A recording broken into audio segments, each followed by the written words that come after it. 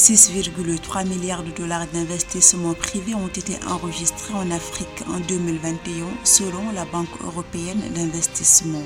Ainsi, l'investissement privé a relativement bien résisté pendant la pandémie après avoir progressé de 48% sur un an. La croissance économique du Sénégal devrait rebondir à plus de 5,3% en 2023 après avoir ralenti à 4,7% en 2022 selon le Fonds monétaire international. Cette performance sera principalement portée par l'exploitation imminente des ressources pétro-gazières du pays. Les besoins financiers de la République démocratique du Congo pour réduire 21% de ses émissions de gaz à effet de serre d'ici 2030 sont chiffrés à 48,68 milliards de dollars. Sur ce coût global, les initiatives d'atténuation représentent 25,60 milliards de dollars, alors que 23,8 milliards de dollars concernent les mesures prioritaires d'adaptation.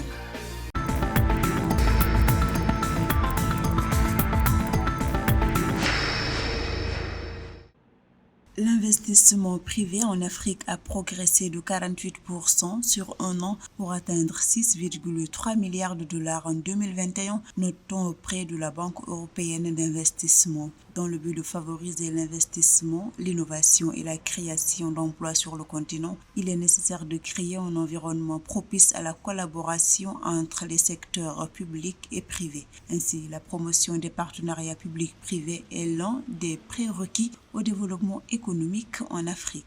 Le défi principal qu'on identifie dans la structuration d'un PPP et dans sa réalisation, c'est la notion de risque.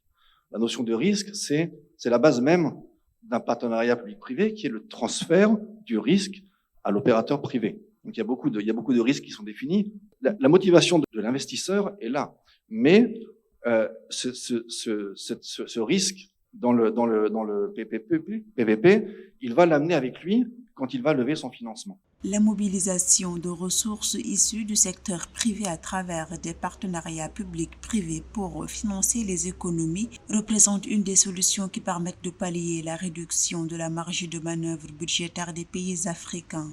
Ceux-ci restent affectés par les tensions économiques internationales et le niveau élevé de leur dette publique. La perception du risque sur les continents africains, des fois, est assez exagérée. Donc les banques commerciales étant assez conservatrices, le coût du financement, même sa levée, des fois, peut devenir un défi. Et c'est là que prend toute la place des aides de l'État, de la structure même. En renforçant la confiance mutuelle et en encourageant la coopération, les partenariats publics-privés peuvent stimuler la croissance économique et soutenir la réalisation des objectifs de développement de l'Afrique selon les experts.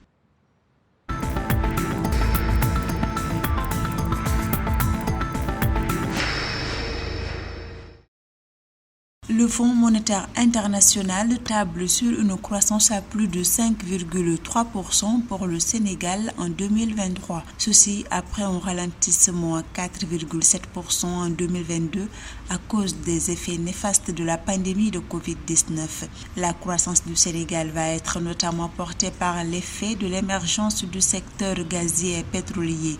Pour 2024 et 2025, la croissance de l'économie sénégalaise devrait s'accélérer pour atteindre respectivement 10% et 7,4%, tandis que la croissance hors hydrocarbures devrait s'établir aux alentours de 6%. À noter que le pays ouest-africain est l'une des plus fortes croissances d'Afrique subsaharienne.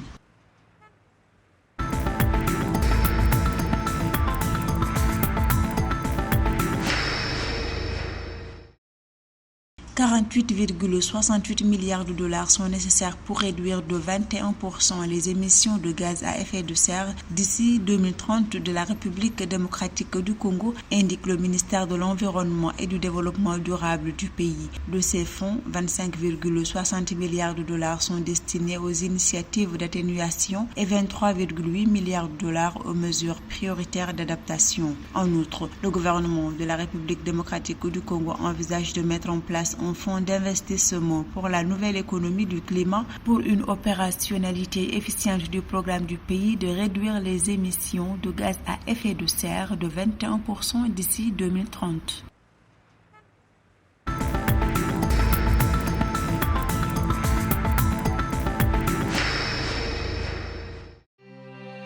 Le fonds de dette privée innovant Agri Impact Capital pour accélérer les investissements dans les infrastructures climatiques en Afrique a reçu un soutien d'un montant de 40 millions de dollars de la Banque européenne d'investissement. Cette enveloppe sera sous forme de prêts commerciaux à court terme qui serviront à financer des projets d'infrastructures essentiels sur le continent.